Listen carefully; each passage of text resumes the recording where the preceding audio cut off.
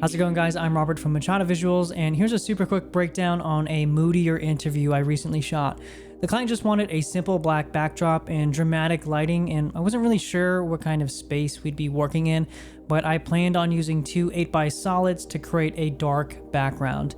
Rather than shooting straight on, we set up the two solids at a right angle to help maximize the space we had in the room, and the client had originally wanted a Godfather look, but after seeing a few reference videos, they really just wanted a moodier interview with a lot of contrast.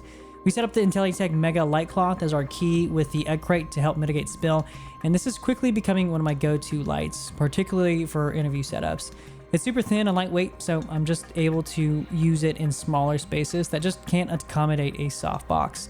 It has 300 watts of output, so it's plenty bright and is bicolor from 3000 to 10,000 degrees Kelvin. It comes with a frame of quarter grid, which is still soft, but I would love to see a thicker diffusion material like light grid or even magic cloth. In terms of camera, we were using two FX9s paired with the new DZO Catazooms. I recently picked up these lenses just to have something that covers large format and our PL mount. I'm hoping these can hold me over until I can get my hands on the new Canon Flex zooms. Since we were filming against a black backdrop, I rated the camera at a 500 EI and at a T56, so I actually needed a lot of light even though it was a low-key scene. The combination of high output and precise shaping is actually what helps kill a lot of the ambient spill to get those really deep blacks. The lower exposure index sends the noise floor down into oblivion for squeaky clean shadows, and you can even see how well it holds up against YouTube's compression. I also added a small scratch using a sky panel with the standard grid, which helped give us a slight outline against the dark background. Okay, my name is Kenny Bayless. I happen to be retired at the time, but I'm contracted and I'm still professionally working as a boxing referee. It's hard to really characterize the Catazooms with a black background at a 5.6, but I'll tell you what, they sure are sharp when you pair them with the FX9. The 6K downsample and the high f-stop make everything super crisp, which may or may not be ideal depending on what you're going for. Either way, I'm looking forward to using these a bit more in the field and also see how they pair with the Mini LF. I'll be honest, I've become a little spoiled with Sony's autofocus, and truth be told, I can't remember the last time I had to manually focus during an interview. I know, life's tough.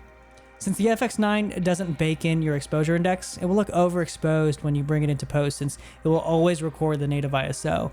This always makes me a little wary when I hand off footage because I can't always guarantee that the editor will color time the footage and bring it back down to the correct levels, and 9 times out of 10 they'll just slap on some generic LUT, and that doesn't account for the different exposure index. Because of this, I'll usually do a quick grade at home and generate a LUT, and I'll send that over to the editor to use if they choose to. Hopefully this video is helpful in some way. Big thanks to Brandon Washington for coming and helping out on this one. If it weren't for him and Travis, I wouldn't have gotten any of the BTS footage to make this video, so firm handshakes in the chat. We recently did a comparison between his Red Raptor and my Mini LF, so be sure to get subscribed when that video drops. Also, if you're interested in a 50-minute BTS from this shoot, you can find that on my Patreon, as well as many other tidbits from my professional life. If you have any questions, or if you might have done something a little bit differently, I'd love to know in the comments below. As always, thanks for watching, and I'll see you in the next one. He makes all these labels, and he has them cut so you can quickly take them off and add them to his cards so you know what shot they are. This is the sign of a functional camera operator.